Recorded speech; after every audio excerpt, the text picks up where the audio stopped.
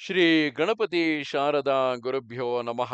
ಯತ್ರ ಯೋಗೇಶ್ವರ ಕೃಷ್ಣೋ ಯತ್ರ ಪಾರ್ಥೋ ಧನುರ್ಧರಃ ಅತ್ರ ಶ್ರೀ ವಿಜಯ ಭೂತಿರ್ಧ್ರುವ ನೀತಿರ್ಮತಿರ್ಮಮ. ಶ್ರೋತೃಗಳಿಗೆ ಶ್ರೀ ಅಳಸಿಂಗರಾಚಾರ್ಯ ವಿರಚಿತ ಶ್ರೀ ವ್ಯಾಸ ಮಹರ್ಷಿ ಪ್ರಣೀತ ಶ್ರೀಮನ್ ಮಹಾಭಾರತದ ಶಾಂತಿ ಪರ್ವದಲ್ಲಿ ಮುಂದುವರಿದ ಗೋಕಪಿಲ ಸಂವಾದವು ಎಂಬ 276ನೆಯ ಅಧ್ಯಾಯಕ್ಕೆ ಸ್ವಾಗತ. ಆಗ ಕಪಿಲನು ಆ ಋಷಿಯನ್ನು ಕುರಿತು, ಹೌದು, ನೀನು ಹೇಳಿದುದು ವಾಸ್ತವವೇ. ವೇದಗಳು ಲೋಕಕ್ಕೆಲ್ಲ ಪ್ರಮಾಣಗಳೇ. ಜನರಾರು ಅದನ್ನು ನಿರಾಕರಿಸಲಾರರು. ಬ್ರಹ್ಮವನ್ನೇ ಶಬ್ದ ಬ್ರಹ್ಮವೆಂದು, ಪರಬ್ರಹ್ಮವೆಂದು ಎರಡು ವಿಧವಾಗಿ ನಿರೂಪಿಸುವರು. ಶಬ್ದ ಬ್ರಹ್ಮವೆಂಬುದು ವೇದವು. ಅದರಲ್ಲಿ ನಿಷ್ಠೆಯುಳ್ಳವನೇ ಪರಬ್ರಹ್ಮವನ್ನು ಹೊಂದುವನು. ತಂದೆಯಾದವನು ಗರ್ಭಾಧಾನ ವಿಧಿಯಿಂದ ಆರಂಭಿಸಿ ವೇದ ಮಂತ್ರಗಳಿಂದ ಆಯಾ ದೇವತೆಗಳನ್ನು ಪ್ರಾರ್ಥಿಸಿದ ಮೇಲೆ ಅದರಿಂದ ಮಗುವಿಗೆ ಶರೀರ ವೃದ್ಧಿಯುಂಟಾಗಿ ಹುಟ್ಟಿದ ಮೇಲೆಯೂ ವೈದಿಕ ಮಂತ್ರಗಳಿಂದಲೇ ಅವನು ಪರಿಶುದ್ಧನಾಗುವನು. ವೈದಿಕ ಮಂತ್ರಗಳಿಂದ ಶುದ್ಧಗೊಳಿಸುವಾಗಲೇ ಅವನು ಬ್ರಾಹ್ಮಣನೆನಿಸಿಕೊಳ್ಳಲು ಅರ್ಹನಾಗಿ ಬ್ರಹ್ಮ ಜ್ಞಾನಕ್ಕೂ ಪಾತ್ರನಾಗುವನು. ಮುಕ್ತಿ ಸಾಧಕವಾದ ಮನಃಶುದ್ಧಿಯೇ ಕರ್ಮಗಳಿಗೆ ಫಲವೆಂದು ತಿಳಿ. ಕರ್ಮಗಳಿಂದ ಮನಃಶುದ್ಧಿ ಉಂಟಾಗಿದೆ ಎಂಬುದು ಆ ಶುದ್ಧಿಯನ್ನು ಹೊಂದಿದವನಿಗೆ ತಿಳಿಯಬೇಕು. ವೇದವಾಕ್ಯ ಪ್ರಮಾಣಗಳಿಂದಾಗಲಿ ಅನುಮಾನಗಳಿಂದಾಗಲಿ ಅದು ತಿಳಿಯತಕ್ಕುದಲ್ಲ. ಭವಿಷ್ಯತ್ತಿಗಾಗಿ ಎದುರು ನೋಡುತ್ತಿರಬಾರದು. ಮುಂದಕ್ಕಾಗಿ ಯಾವುದನ್ನು ಸಂಗ್ರಹಿಸಬಾರದು. ಸರ್ವ ಧನವನ್ನು ನಿರಸನ ಮಾಡಿ ಲೋಭ, ಅಸೂಯೆ, ಕನಿಕರ ಮುಂತಾದ ಮನೋವಿಕಾರಗಳೇನೂ ಇಲ್ಲದವರು ಯಜ್ಞಗಳನ್ನು ನಡೆಸಿದರು ಅದೊಂದು ಧರ್ಮವೆಂಬ ಭಾವದಿಂದ ಮಾತ್ರವೇ ನಡೆಸುವರು. ಸತ್ಪಾತ್ರದಲ್ಲಿ ದಾನ ಮಾಡುವುದೇ ಧನಕ್ಕೆ ಸದ್ವಿನಿಯೋಗವು. ಯಾವಾಗಲೂ ಪಾಪಕೃತ್ಯದಲ್ಲಿ ಬುದ್ಧಿಯಿಡದೆ ವೇದೋಕ್ತ ಕರ್ಮಗಳನ್ನು ಬಿಡದೆ ಅವಶ್ಯವಾದುದನ್ನು ಆಗಾಗ ನಡೆಸುತ್ತಾ ಮನಸ್ಸಂಕಲ್ಪದಿಂದಲೇ ಸಿದ್ಧಿಯನ್ನು ಪಡೆಯುತ್ತಾ ಶುದ್ಧ ಜ್ಞಾನವುಳ್ಳವರಾಗಿ ಅಹಂಕಾರ, ಕ್ರೋಧ, ಅಸೂಯೆ, ಮಾತ್ಸರ್ಯಾದಿಗಳಿಂದ ರಹಿತರಾಗಿ ಜ್ಞಾನ ನಿರತರಾಗಿ ಜನ್ಮ, ವೃತ್ತಿ, ವಿದ್ಯೆ ಎಂಬ ಮೂರರಲ್ಲಿಯೂ ಶುದ್ಧರಾಗಿ ಸರ್ವಭೂತ ಹಿತರಾಗಿ ಗೃಹಸ್ಥರಾಗಿದ್ದರೂ ತಮ್ಮ ತಮ್ಮ ಧರ್ಮದಲ್ಲಿಯೇ ವರ್ತಿಸುತ್ತಿದ್ದ ಮನುಷ್ಯರು ಎಷ್ಟೋ ಮಂದಿ ಉಂಟು.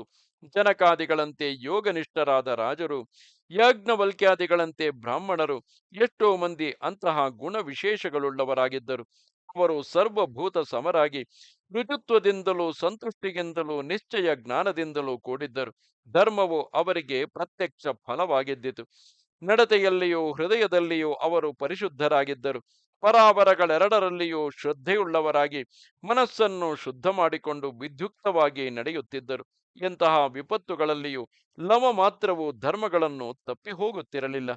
ಎಲ್ಲರೂ ಒಂದಾಗಿ ಸೇರಿ ಧರ್ಮವನ್ನು ನಡೆಸುತ್ತಿದ್ದುದರಿಂದ ಆ ಧರ್ಮಾಚರಣವು ಅವರಿಗೆ ಒಂದು ಸುಖವಾಗಿಯೇ ಇದ್ದಿತು. ಅವರು ಯಾವಾಗಲೂ ನಿರ್ದುಷ್ಟರಾದುದರಿಂದ ಅವರಿಗೆ ಪ್ರಾಯಶ್ಚಿತ್ತ ಪ್ರಸಕ್ತಿಯೇ ಇರಲಿಲ್ಲ. ತಮ್ಮ ದೃಢ ಧರ್ಮದಿಂದ ಅವರು ಯಾರಿಗೂ ಎದುರಿಸಲಾರದ ತೇಜಸ್ಸಿನಿಂದ ಬೆಳಗುತ್ತಿದ್ದರು. ಪುಣ್ಯಾರ್ಜನೆಯ ವಿಷಯದಲ್ಲಿಯೂ ಅವರು ಸ್ವಬುದ್ಧಿಗೆ ತೋರಿದಂತೆ ಮಾಡದೆ ಶಾಸ್ತ್ರ ವಿಧಿಗಳನ್ನೇ ಅನುಸರಿಸುತ್ತಿದ್ದರು. ಇದರಿಂದ ಧರ್ಮಾಚರಣೆಯಲ್ಲಿ ಅವರಿಗೆ ಕಪಟವಾಗಲಿ ಡಂಭವಾಗಲಿ ಇಲ್ಲ. ಅವರು ಅಶಾಸ್ತ್ರೀಯವಾಗಿ ಹೋಗದೆ ಶಾಸ್ತ್ರದೊಡನೆ ಏಕೀಭವಿಸಿ ಅನುಷ್ಠಿಸುತ್ತಿದ್ದುದರಿಂದ ಅವರಿಗೆ ಪ್ರಾಯಶ್ಚಿತ್ತದ ಅವಶ್ಯಕತೆ ಇರಲಿಲ್ಲ. ಶಾಸ್ತ್ರ ವಿಧಿಯನ್ನು ಮೀರದವರಿಗೆ ಪ್ರಾಯಶ್ಚಿತ್ತವೇ ಇರದು.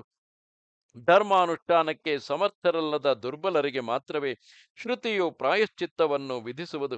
ಪೂರ್ವಕಾಲದಲ್ಲಿ ಯಜ್ಞಶೀಲರು, ವೇದದಲ್ಲಿ ಪರಿಪೂರ್ಣ ಜ್ಞಾನವುಳ್ಳವರು, ಶುದ್ಧರು, ಸಚ್ಚರಿತ್ರರು, ಯಶಸ್ವಿಗಳು ಆದ ಬ್ರಾಹ್ಮಣರು ಅನೇಕರಿದ್ದರು.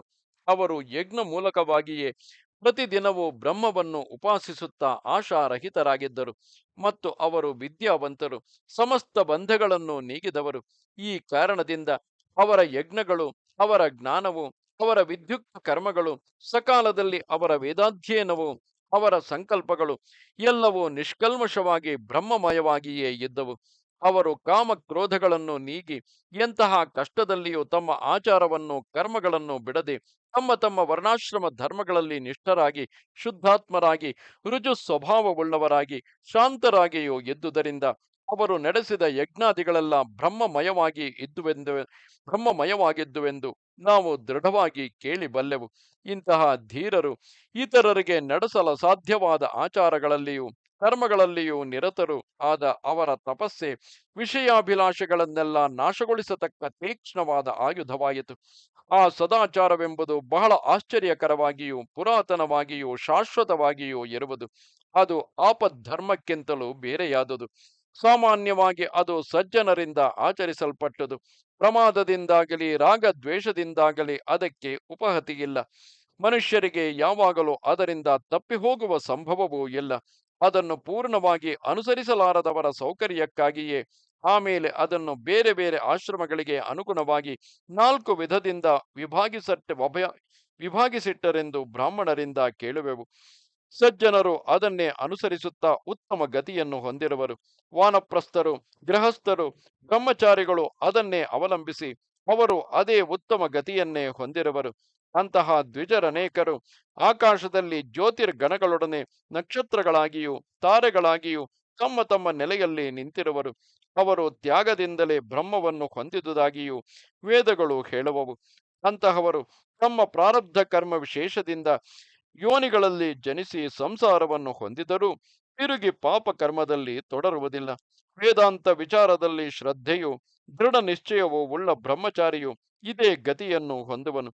ಅಂತಹ ಸದಾಚಾರವುಳ್ಳವನೇ ಸರಿಯಾದ ಬ್ರಾಹ್ಮಣನೇ ಹೊರತು ಹಾಗಿಲ್ಲದವನು ತುಚ್ಛ ಬ್ರಾಹ್ಮಣನೆನಿಸುವನು. ಒಳ್ಳೆಯವನೇ ಕೆಟ್ಟವನೇ ಎಂಬುದನ್ನು ಆಯಾ ಮನುಷ್ಯನ ಕಾರ್ಯವೇ ತಿಳಿಸುವುದು. ಪರಿಪಕ್ವ ಬುದ್ಧಿಯುಳ್ಳವರಿಗೆ ವೇದಾಂತ ಶ್ರವಣದಿಂದಲೂ ಅದರಿಂದ ಉಂಟಾಗುವ ಬ್ರಹ್ಮ ಭಾವದಿಂದಲೂ ಅಕ್ಷಯತ್ವವು ಸಿದ್ಧಿಸುವುದೆಂದು ಶಾಶ್ವತವಾದ ವೇದವೇ ನಮಗೆ ತಿಳಿಸುವುದು. ನಿರಾಶರು, ಶುದ್ಧರು, ಮೋಕ್ಷಾಭಿಲಾಷೆಯುಳ್ಳವರು ಆದ ಅಂತಹವರು ಬ್ರಹ್ಮಜ್ಞಾನವನ್ನು ಹೊಂದುವುದಕ್ಕಾಗಿ ಅನುಸರಿಸಬೇಕಾದ ಶಮ ದಮಾದಿ ಧರ್ಮಗಳು 4 ಆಶ್ರಮದವರಿಗೂ 4 ವರ್ಣದವರಿಗೂ ಸಮವಾಗಿ ವಿಧಿಸಲ್ಪಟ್ಟಿದೆ.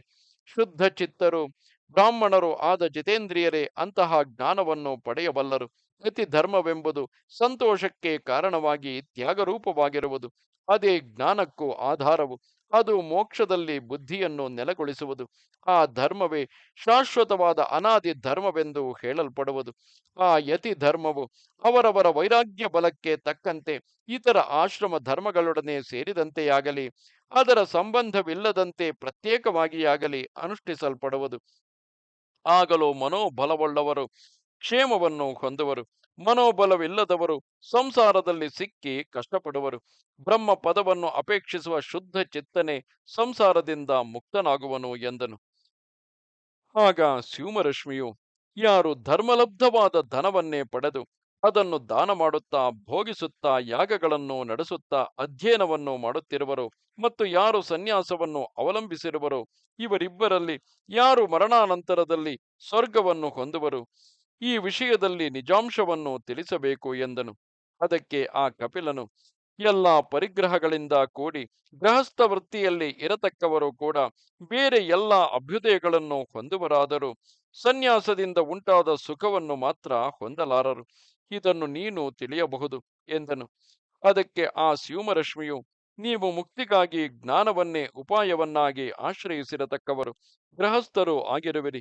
ಕರ್ಮಗಳಲ್ಲಿಯೂ ನಿಮಗೆ ನಂಬಿಕೆಯುಂಟು. ಎಲ್ಲ ಆಶ್ರಮ ಧರ್ಮಗಳಿಗೂ ಸಮಾನವಾಗಿ ಮೋಕ್ಷವೇ ಕೊನೆಯ ಫಲವೆಂದು ಹೇಳುತ್ತಿರುವಿರಿ. ಹೀಗೆ ಫಲದಲ್ಲಿ ಒಂದಾಗಿ ಆಚರಣೆಯಲ್ಲಿ ಭಿನ್ನವಾಗಿರುವುದರಿಂದ ಅದರ ನಿಜವಾದ ಅನ್ಯೋನ್ಯ ಭೇದವೇನೆಂದು ತಿಳಿಯಲಾರದಿದೆ. ಅದರ ವಾಸ್ತವವನ್ನು ತಿಳಿಸಬೇಕು ಎಂದನು. ಅದಕ್ಕೆ ಆ ಕಪಿಲನು, ಕರ್ಮಗಳು ಶರೀರವನ್ನು ಶುದ್ಧಿ ಮಾಡತಕ್ಕವು. ಜ್ಞಾನವೆಂಬುದೇ ಉತ್ತಮವಾದ ಗತಿ ಎಂದರೆ ಮೋಕ್ಷ ಸಾಧನವು. ಮನಸ್ಸು ಕಲ್ಮಶವನ್ನು ನೀಗಿ ಪರಿಪಕ್ವವಾದಾಗಲೇ ಆ ಜ್ಞಾನ ಉಂಟಾಗುವುದು.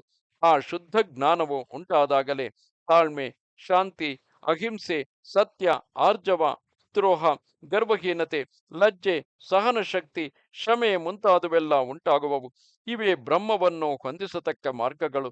ಕರ್ಮಗಳು ಹೃದಯ ದೋಷವನ್ನೆಲ್ಲ ನೀಗಿಸುವುದೆಂಬುದು ವಿದ್ವಾಂಸರಿಗೆ ಆ ಗುಣಗಳು ಉಂಟಾದಾಗ ಸ್ಪಷ್ಟವಾಗುವುದು.